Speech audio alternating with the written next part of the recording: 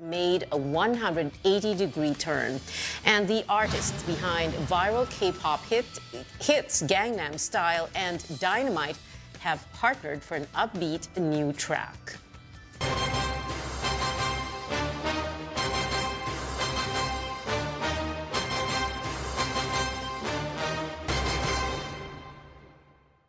Presidential candidate Bongbong Marcos, a debate skipper, turns down yet another face-off. This time, it was a challenge from his arch-rival, Vice President Leni Robredo. Our senior correspondent, Anjo Alimario, tells us why. With just 10 days left before the elections, no less than Vice President Leni Robredo herself dares the son of the late dictator, Bongbong Marcos, to a face-off. Responsibilidad niya sa tao na ihayag hindi lang yung kanya mga plataforma, pero para sagutin yung mga issues laban sa kanya. Mahirap kung ayaw niyang harapin ito kasi napakarami ng disinformation sa fake news. From his tax conviction, billions of pesos in unpaid estate tax, involvement during martial law, to his college degree, Marcos has been hounded by a number of issues, fighting attempts to kick him out of the presidential race. But he still enjoys a wide lead in pre-election surveys, Robredo in distant second. Robredo says the debate would give voters the opportunity to take a close look at his track record, character, and platform. His spokesperson rejects it outright, pointing out this will never happen. They would rather focus on positive campaigning and shun attacking opponents. Marcos has been skipping debates, including the past two hosted by the COMELEC. Like Marcos, Robredo turns down the COMELEC's panel interview to spend time with volunteers. Kaming ibang kandidato, prinisinta namin yung sarili namin. Sa kanya, hindi nagkaroon ng gano'n na pagkakataon na yung mga issues na kinakaharap niya ay hindi magkaroon ng opportunity yung taong bayan para marinig kung ano talaga yung totoo. Another presidential candidate, Labor leader Leody de Guzman, says the debate would be more meaningful if he would be included to make sure that issues of the masses are given importance. Her running mate, Senator Kiko Pangilinan, also issues the same challenge to frontrunner, Davao City Mayor Sara Duterte. Dapat humarap si Sara. Dapat humarap si BBM. Silang dalawa. Kasi kami lumiligaw sa taong bayan. At pag lumiligaw, dapat humaharap para makilatis. Para magkaroon ng pagkakataon, malaman anong plano sa buhay ng 110 milyong Pilipino. Robredo continues with her Calabarzon tour, the region with the most vote-rich population. Over 9 million votes are up for grabs. Anjo Alimario, CNN Philippines. Other presidential candidates find Robredo's one-on-one challenge to Marcos unfair. Former National Security Advisor Norberto Gonzales says this skews the level playing field for all candidates. He adds this shows that the vice president wants voters to believe that it is just a one-on-one fight between her and Marcos. Meanwhile, Faisal Mandato describes Robredo's dare to Marcos as presumptuous and disrespectful of other presidential hopefuls. Now, who can Filipinos expect to participate in the COMELEC's panel interviews? The list is on your screens. The poll body says only 6 out of 10 presidential candidates agreed to join, but none of the survey frontrunners are attending. They cite lack of time to squeeze in the forum during the final stretch of the campaign period. Only 4 out of 9 vice presidential bets are also joining. The hour-long interviews will be taped as live and will air from May 2 to May 6 on KBP or kapisanan ng mga broadcaster ng Pilipinas member networks. As COMELEC's initial probe into the debate mess develops into a full-blown investigation, one commissioner wants poll body spokesperson James Jimenez to be temporarily relieved of his duties. Commissioner Ray Bulay recommended that Jimenez and his deputy, Education and Information Department Director Frances Arabe, should temporarily stop their media exposure. Bulay says Jimenez and Arabe can still carry out internal tasks in the commission. Jimenez has not responded to requests for comment, while Arabe says she is preparing a statement. No word yet from Chairman Saidamen Pangarungan's office on whether or not the recommendation has been approved. Bulay earlier questioned the two officials for making a 15.3 million peso fund request to pay Impact Hub Manila, the company behind Vote Pilipinas. Vote Pilipinas failed to pay 14 million pesos to venue holder or to the venue for the debates, Hotel Sofitel, for the vice presidential and presidential debates that were supposed to be held on April 23rd and the 24th. Some presidential candidates make their last-minute pitches 10 days before the Filipino votes. Senator Manny Pacquiao presents himself as an alternative candidate as he claims there will be trouble if either Bongbong Marcos or Leni Robredo wins. Ito lang sabihin ko sa inyo, pag manalo si Bongbong, hindi matitigil yung kaguluhan.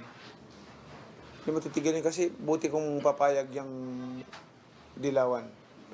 Kung manalo naman ang Dilawan, papayag kaya ang kabila. So, ganun na lang palagi ang politika natin dito. Hindi na tayo nakafocus doon sa economic growth and development sa ating bansa. Ang naapektuhan yung taong bayan. Senator Ping Lacson campaigns in Robredo's bailiwick, the Bicol region. He visited the provinces of Catanduanes, Albay, and the vice president's home province, Camarines Sur. Lacson admits he felt the cold reception of the crowd in Naga City at first, but was relieved to see them warm up to him afterward. After the open forum, something really changed, talagang na-reverse yung situation. So we'd like to think na yung conversion napakalaki. Kasi naiba talaga. Very, very noticeable. In fact, nag-extend kami, kaya medyo late kami. Naghahabol kami ng oras. We were supposed to take off, I think, 30, 45 minutes earlier. So, na-delay. Kasi na-engage talaga sila. Lacson's running mate Tito Soto met with mayors of Cebu's 7th District. They are members of the One Cebu party that already endorsed Sara Duterte's vice president. The 7th District mayors and officials wore campaign shirts and caps with Soto's name. Soto believes their support means they are endorsing him, although there was no announcement made. Senator Manny Pacquiao says he would only back out of the presidential race if he gets a sign from God. What is divine intervention supposedly telling him amid low survey rankings and calls to withdraw? CNN Philippines sat down with Pacquiao as part of an ongoing series of one-on-one interviews with presidential candidates. CNN Arcangel has the highlights of the in-private interview. Senator Manny Pacquiao is pushing through with his presidential bid despite calls for his withdrawal. A born-again Christian, Pacquiao believes God will help him win the biggest fight of his life. Alam mo, yung sinasabing sa akin ay mas pinatibay pa ng Panginoon yung paniniwala ko. Pinatibay pa ng Panginoon yung paniniwala ko na tuloy ang laban para ito sa for God and country ito. I know that God is with me and God will give me success. Yan yung ano ko kasi itong intention ko hindi naman para sa akin. Para ito sa taong bayan. Kung pagbibigyan lang nila ko, kung hindi lang pagbibigyan, sayang. Ang akin lang is sayang. Sayang yung pagkakataon. Whatever is the result come May 9, the 43-year-old Pacquiao says he will no longer return to the boxing ring. It was boxing that catapulted Pacquiao to worldwide fame and paved the way for his political career. If you ask me right now, ang feeling ko, nag-retire na ako eh. Nag-retire na ako. You will not unretire? Although pag sinabi kong, yes, retire, pero sa isip ko ngayon, 100% retire na ako. Ang tagal ko na sa boxing eh. At least, once upon a time, napagkaisa ko yung bansang Pilipinas. Napagkaisa ko, nailagay ko sa mapa yung bansa natin. If elected president, Pacquiao says his wife Jinky and mother Jonisha will not hold any government position. He's also advising his children against entering politics anytime soon, even if two of his brothers currently have seats in Congress. Ang sinasabi ko sa kanila, tulungan niyo muna yung sarili niyo. Pag stable na yung sarili niyo, saka kayo mag-offer ng tulong sa ibang sa tao. Kasi pag pumasok kayo sa public service tapos hindi pa stable yung sarili niyo, I'm sure makukurap ka, maging corrupt ka rin, maging traditional politician ka, magiging kawatan ka. Pacquiao is coy about his campaign spending. Unlike the others, his political rallies rarely feature celebrities. Only one has consistently joined his sorties, senatorial candidate and former Eastern Samar Governor Lutgardo Barbo, who is a member of his Promdi political party. Ako kasi, hindi ako yung todo-todo na gastosan dahil Ang akin lang naman is honest na pagserbisyo. Kasi kung gastusin ko lahat ng pera ko, ganyan mo, pag ako naging presidente, di siyempre babawiin ko yun. Ayaw ko maging kurap. Ayaw ko maging trapo. Throughout his boxing career, Pacquiao faced opponents much bigger than him. In aiming for the presidency, Pacquiao knows the odds are stacked against him, but as you would expect, he's not throwing in the towel until the people have decided. Cian Arcangel, CNN, Philippines.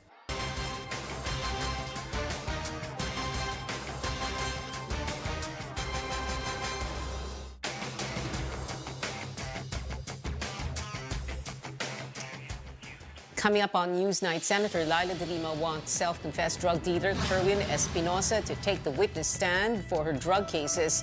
And in Hollywood, 2 talk show hosts are getting ready to bid goodbye. Details right here on CNN Philippines.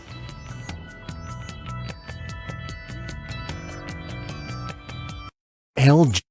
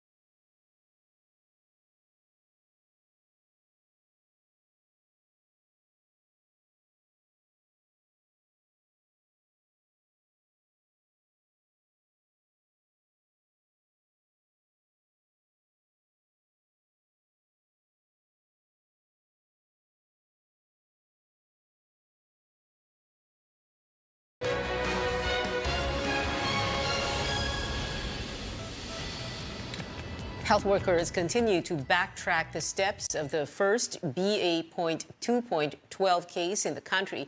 But with less testing efforts, is it safe to say that the new Omicron subvariant has not spread in the community? Caroline Bonkin reports.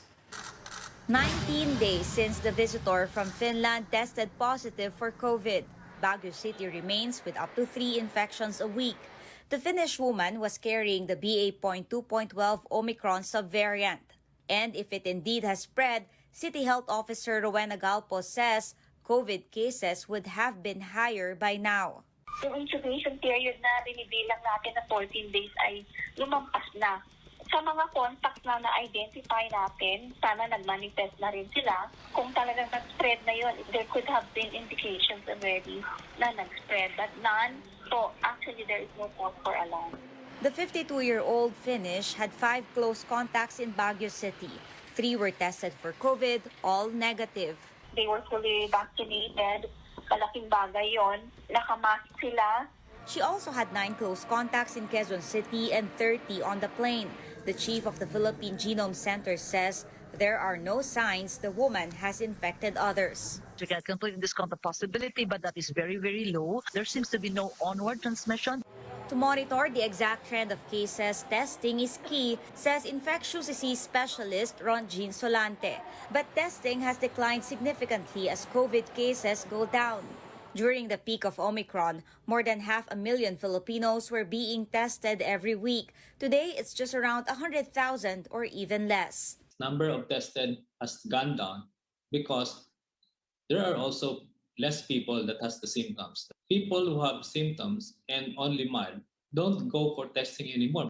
He adds, vaccinated people also tend to have shorter duration of symptoms. That's against the principle of testing. Why will you test when you don't have the symptoms. But Solante insists samples from infected international travelers should all be checked for variants. Recent DOH guidelines only recommend testing for clinical management and for groups at higher risk of infection, not for asymptomatics. With lower testing, the Philippine Genome Center has fewer samples to run, which means fewer people are being checked for variants. In a statement, the DOH says the observed increase in cases per 100,000 people was small and not sustained and could have not led to any sustained increase in hospital admissions. Caroline Bongkin, CNN Philippines. Cases may be spreading faster here in Metro Manila, which is now classified as low risk from very low risk for COVID-19. The Octa Research Group says the reproduction number, or the number of people a single case can infect, is slightly up from 0.62 to 0.71. The reproduction number must be less than 1 to say transmission is on the decline. The Health Department notes hospitalization remains low, but warns the public not to be complacent. That's because another surge may happen in the run-up to the May 9 polls. But Metro Manila will remain under alert level 1 on Election Day, as well as the areas on your screens. This will take effect from May 1 to May 15.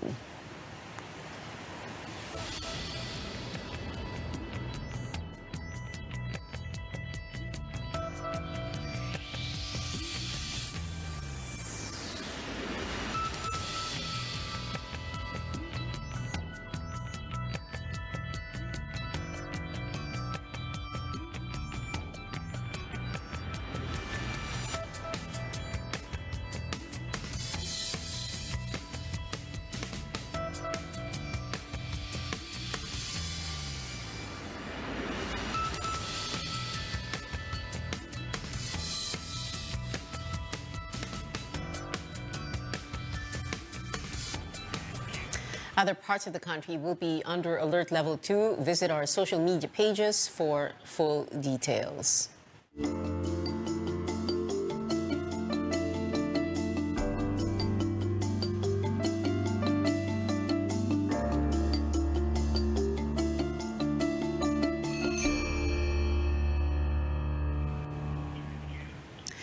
Apart from having to fight for their ancestral lands, indigenous communities also face broken promises made from one administration to the next. Some unfulfilled promises are costing indigenous people their lives. Tristan Nadalo spoke to some leaders of the Dumagat tribe in Rizal province in this report on Sectors on the Sidelines. It takes time and effort to reach the Dumagat communities of Rizal province. It's no wonder, at least for the May elections, not a single presidential or vice presidential candidate dared to campaign in their area. Puro pangako. Pero talaga po sir, nakakasawa na rin yung pangako ng pangako ang mga kandidato. For the last 3 decades, JV says nothing has changed in the lives of his fellow Dumagats. Magtatanim na po halos lahat ng katutubo. Hanggang ngayon po'y magtatanim pa rin. So hindi po namin makita kung paano kami umaangat. From one administration to another, their sentiments on their ancestral lands, their children's education, and equal access to opportunities remain the same. Yung pong aming karapatan bilang mga katutubo, minsan po'y nababaliwala. Yung tira-tira na lang ang napupunta po sa amin. Parang ganun. They long for a concrete bridge in their community in Daraitan, a promise that has yet to be fulfilled. Pag bumaha po at biglang may emergency po dito, hindi kaya naming ibangka, ay maghihintay na lang po yung aming pasyente na mamatay dito sa loob. Hindi na namin madadala sa ospital dahil wala po kaming tulay. Kakaroon tayo ng mga panibagong leader. Ano po yung pinakagusto nyong magbago sa buhay nyo na tugunan o dapat tugunan ng mga susunod na leader ng bansa? Yung mga pag-aaral ng mga anak namin, dahil ito po talaga yung pangunahin po para sa amin, na yung mga anak namin naman talaga ay makapag-aral kahit na kaunti o hindi man makatapos ng matataas na antas. Sa totoo lang, ako grade 4 lang inabot ko. Halos hirap pa akong bumasa nung mga English, hindi ko po talaga kayang basahin. The Dumagat community hopes to see real changes soon, not only for their tribe, but also for the rest of the indigenous groups in the country. Kami namang maliliit ang inyong pagpukusan dahil sa totoo lang, mas marami po ang mahirap kaysa sa mayaman dito sa Pilipinas. Mas marami po ang naghihirap katulad naming mga katutubo. Tristan Udalo, CNN Philippines, Rizal Province.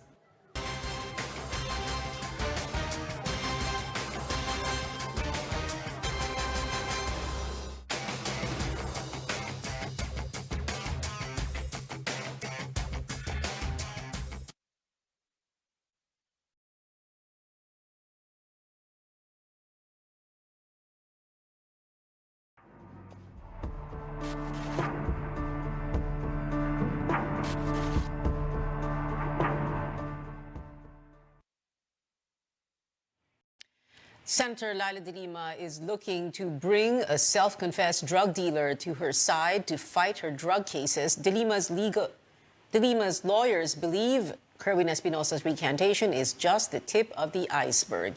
Amor Santos has that story. The truth is finally coming out. These were Senator Laila de Lima's words, according to her spokesperson, when she learned Kerwin Espinosa took back his testimonies against her. In 2016, the alleged drug lord joined the chorus of other inmates in linking the former Justice Secretary to illegal drugs. Magkano ang kabuuang pera na ibigay mo na para daw kay Ma'am Laila? Nakumpleto ko yung sinabi ni Ronnie na magbigay ako ng 8 million before mag-eleksyon. Wala naman akong hinihingi kasi yung sa area ko, wala namang problema doon sa takbo ng negosyo ko sa droga. More than 5 years later, Espinosa is singing a different tune. May God forgive you for all your sins, and may God forgive you for all your lies about me. And I forgive you. Maraming salamat po. In a counter affidavit, he admitted to making stories up due to threats from the police who supposedly coerced him to pin down De Lima. The senator's camp is now leaning toward presenting him as a witness for the defense, and Espinosa's lawyer said his client is willing to do so. The camp of De Lima adds it may soon file a supplemental pleading at the Court of Appeals, citing Espinosa's about-face and securing the dismissal of one of her 2 pending drug cases. But the prosecution maintains it does not need Espinosa's testimony to prove the senator's guilt. Justice Secretary Minardo Guevara adds Espinosa has to prove that his sworn statements were made under threat or he may be held liable for perjury for lying under oath. I presided a hearing and it was an open hearing, a public hearing, that everybody was free to talk. And they were placed under oath. They were administered their oath. So ang assumption at the time, they would tell the truth and they told the truth. Senator Bato de la Rosa, chairman of the Committee on Public Order and Dangerous Drugs, said he might call for a hearing on the issue. But Espinosa's lawyer notes his client has pending criminal cases in court. As calls mount for De Lima's freedom, the re-electionist hopes her other accusers would speak up and end her 5-year ordeal in detention. Amor Santos, CNN Philippines. Straight ahead on Newsnight, we run through what pageant fans can expect in tomorrow's much-awaited Miss Universe Philippines Coronation Night. And this one's for K-pop enthusiasts. The collaboration between Psy and Suga of BTS is out. A sneak peek when we come back.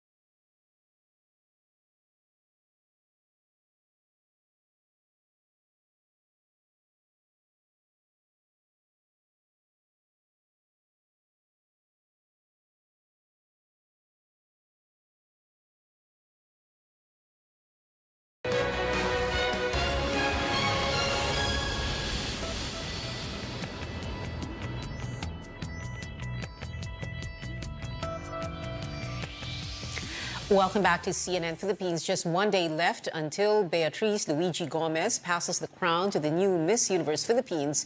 3 former Miss Universe queens will host the coronation night. Our very own Pia Wurtzbach, Iris Mitno of France, and Demi Lee Thibault of South Africa.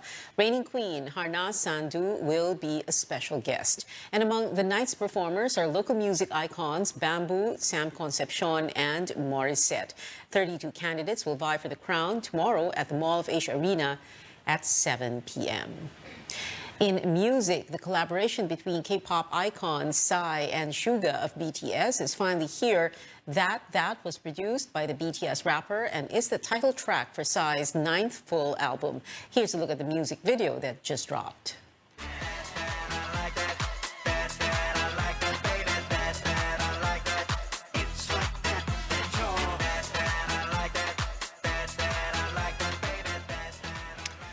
Psy's 12-track album, Psy 9th, was released alongside the video. The artist first found global fame with his viral 2013 hit, Gangnam Style. And that is it for now. Join me again on News.ph at 7 p.m. I'm Pia Ontiveros for Newsnight, where we go above and beyond the headlines.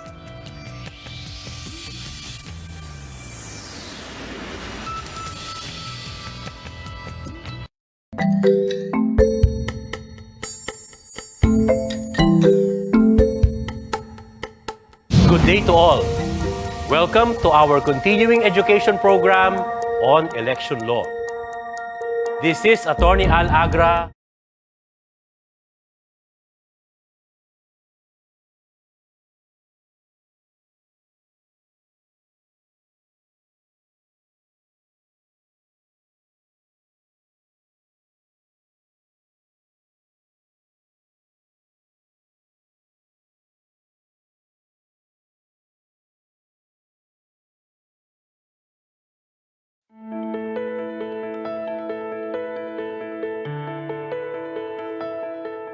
Not only can bugs leave an itchy patch, but they can also cause life-threatening conditions like anaphylaxis, as well as lethal illnesses like dengue or even malaria. In this episode, we discuss how to treat insect bites and stings and anything in between, as well as how to get rid of pests that pose risks to our health. I'm Dr. Freddy Gomez, and welcome to Med Talk Health Talk on CNN Philippines.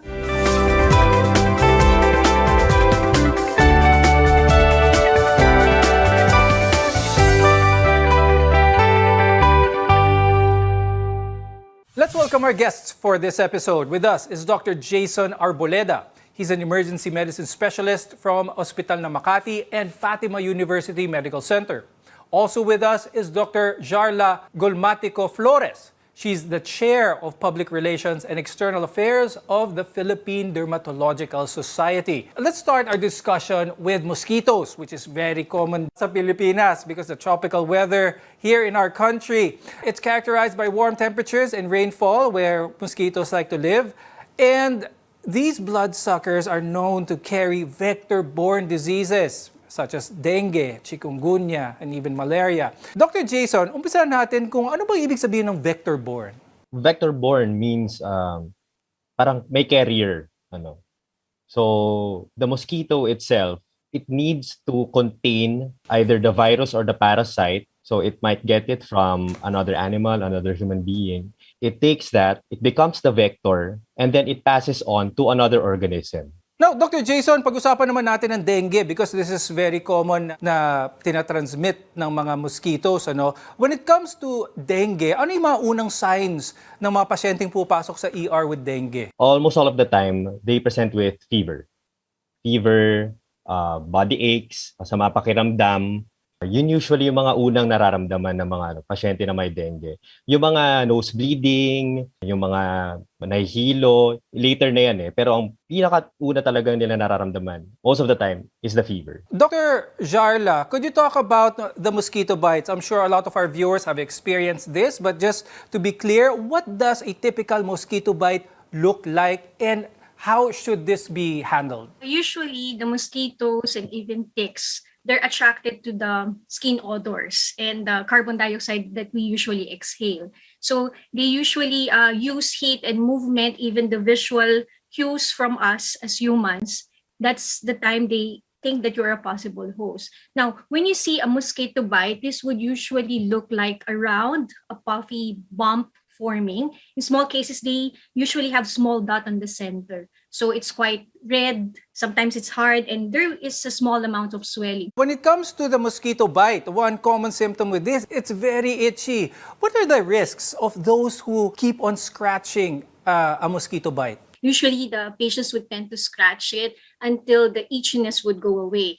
But the thing is that if you keep on scratching it, you might cause what you call the id reaction. When you say id reaction, there can be an itchy or redness on the part that is not bitten by this mosquito. So usually, we don't really advise patients to keep on scratching it, or it may cause opening of your skin that might cause another problem, which is bacterial infection. The next insect on our list, ants. These are bright red ants and they have a sting in their bite, equivalent of being burned by a hot object.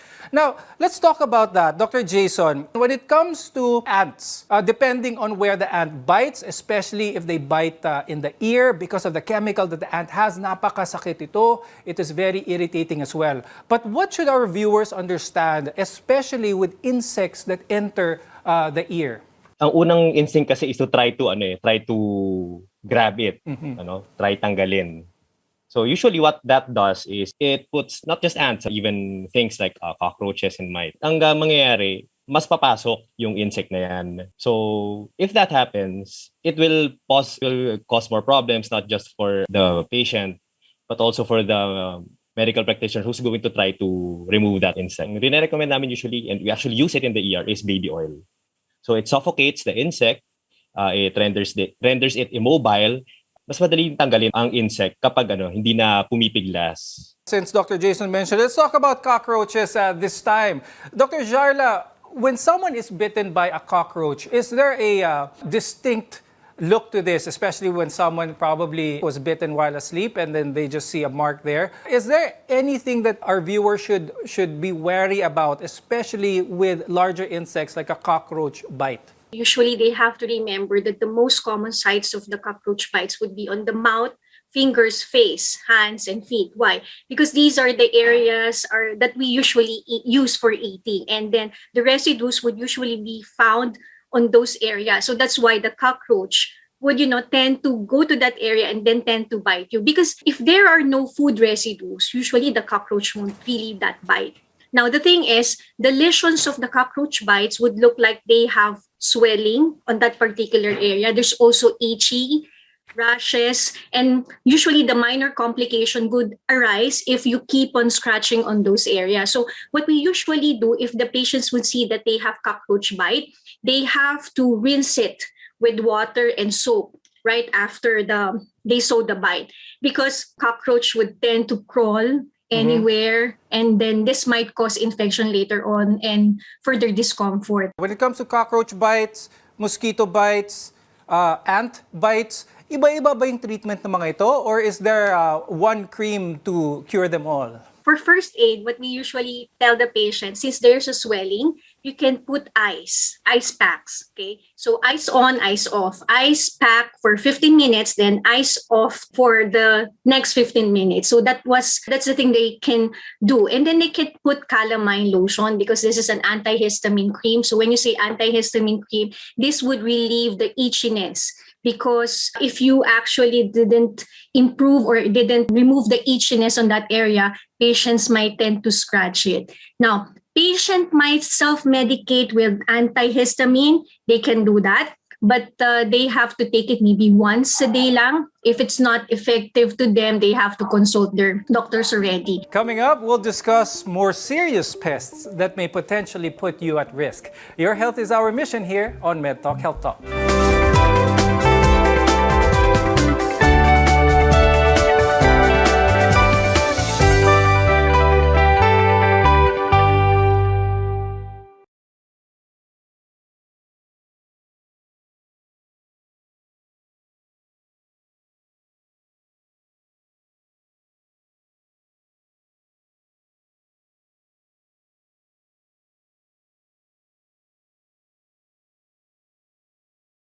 SMC Davao Cement.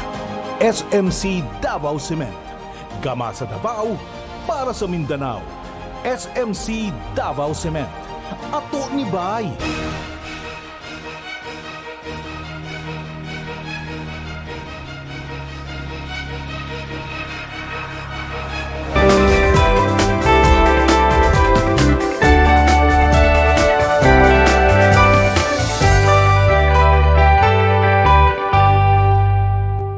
I'm Dr. Freddy Gomez, and welcome back to MedTalk Health Talk, where caring is our calling. Today, we're talking about insect bites and other house pests that pose risks to our health.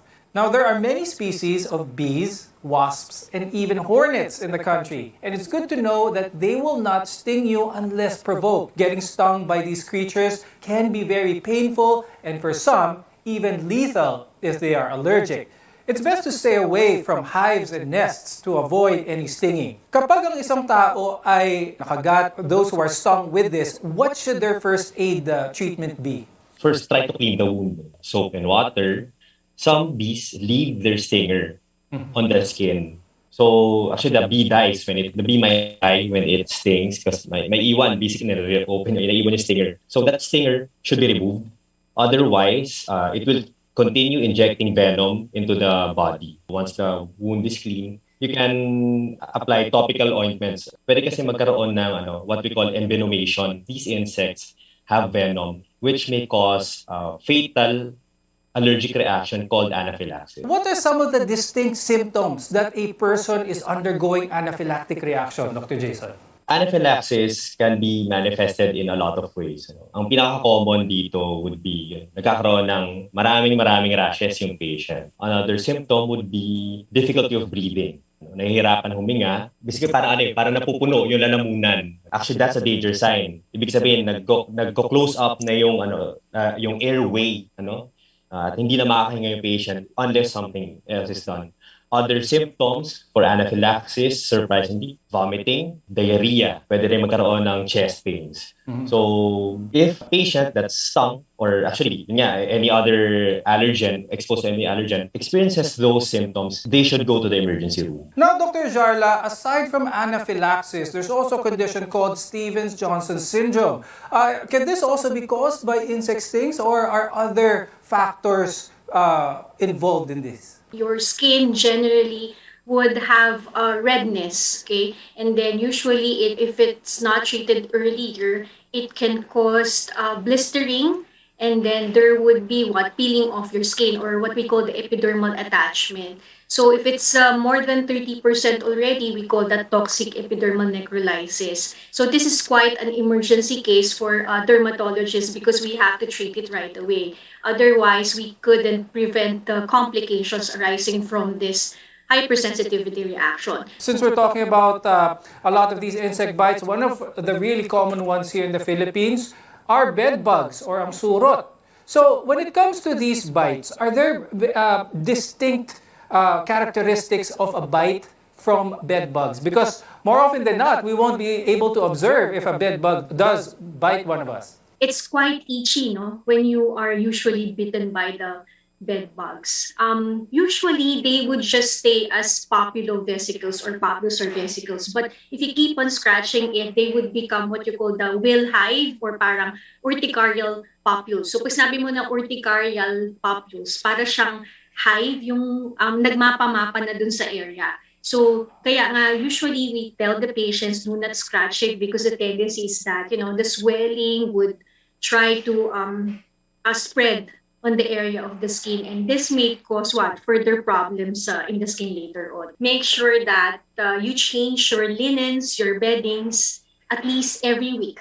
Okay, so they have to clean it, especially the linens, the beddings, because that's where the bed bugs would usually want to stay. Now let's move over to snakes. Here in the Philippines, there are a lot of snakes, venomous and non-venomous ones as well. But it's also good to know what to do in case you are presented with one, and if you are bitten by one for that matter. What should our viewers do when it comes to snakes? Well, if you're bitten by a snake, for some, the first instinct is to try and capture the snake. Okay, that's a very bad idea because you might not be able to know if that snake is poisonous or not. So if you want to identify it in this day and age, almost everyone has a smartphone. Picturean nyo, leave the snake wrangling to the professionals. Pwedeng gawin sa wound. First is to clean it with some soap and water. If there's bleeding, apply some pressure on it. Dun sa mga ginagawa na sisip-sipin o kaya hihiwaan tapos papaduguin. Okay. Hindi totoo yun. That causes more harm, more problems down the road for medical practitioners who will treat the patient. Okay. So after cleaning the wound, if there's no more bleeding, the other things that can be done, the extremity, usually kasi sa naman yan arms or legs na kakagat ng tao. Immobilize the part, cause further movement will increase the speed with which the venom reaches the other parts of the body. Okay, so if there's a neurotoxin, it's going to go to the brain faster. We can put what we call a constriction band, for those who are familiar with being drawn ng blood, di ba? Parang may naglalagay yung kumukuha ng blood, may ginalagay siyang masikip. Coming up, we'll continue sharing tips on how to keep yourself and your home pest-free. You're watching MedTalk Health Talk. We'll be right back.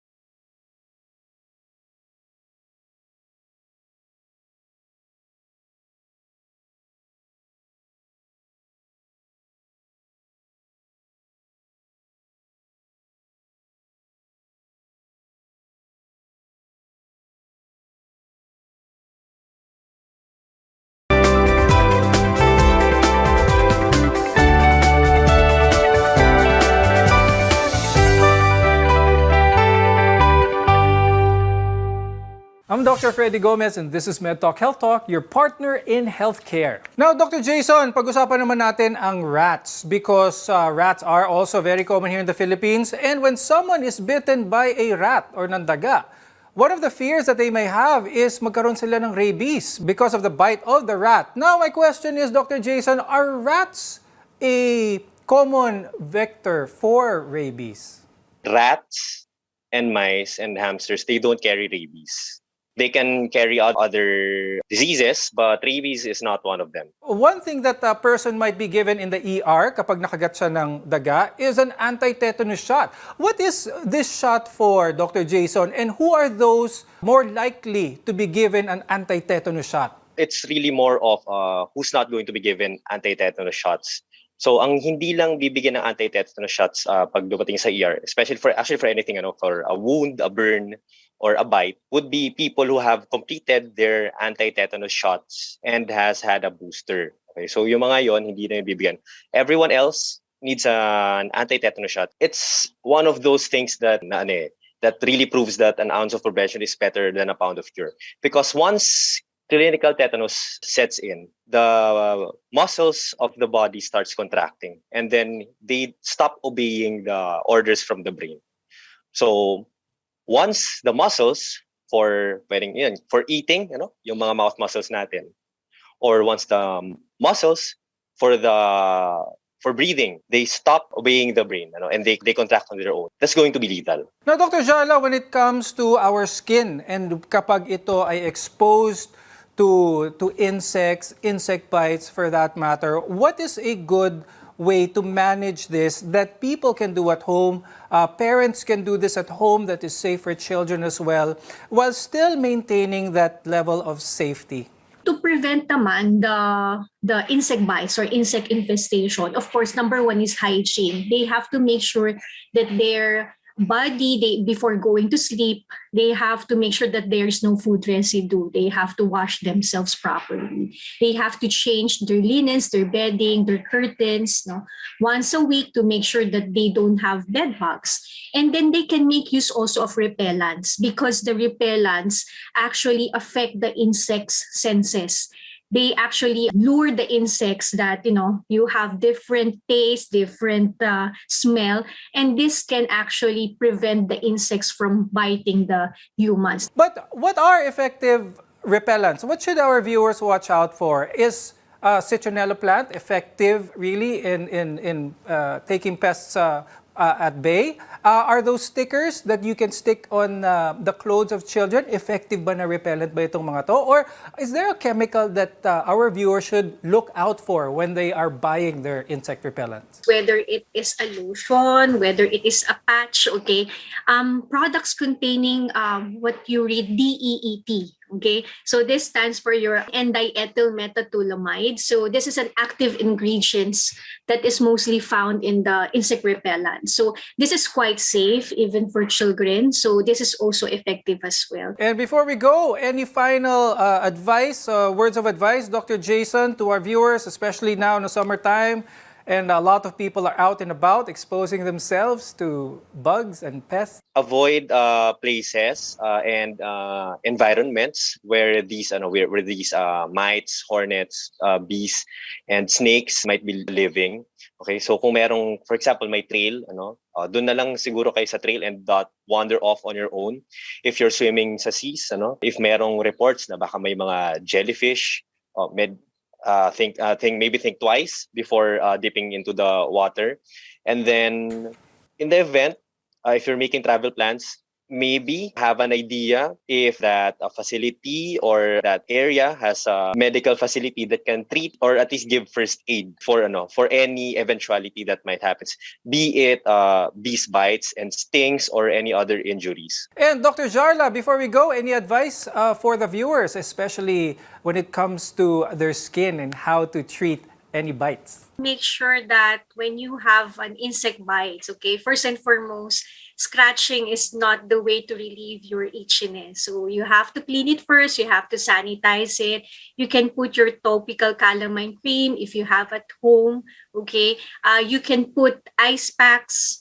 Okay, you can make use of that, but never try to scratch it. If it persists, you have to consult your doctor already so that they may give you antihistamine and topical creams that might relieve your symptoms. With that, I'd like to thank emergency medicine specialist Dr. Jason Arboleda and dermatologist Dr. Jarla Flores for being with us today and sharing their tips as well as their expertise. I'm Dr. Freddy Gomez, and thank you for watching MedTalk Health Talk. We'll see you again next time.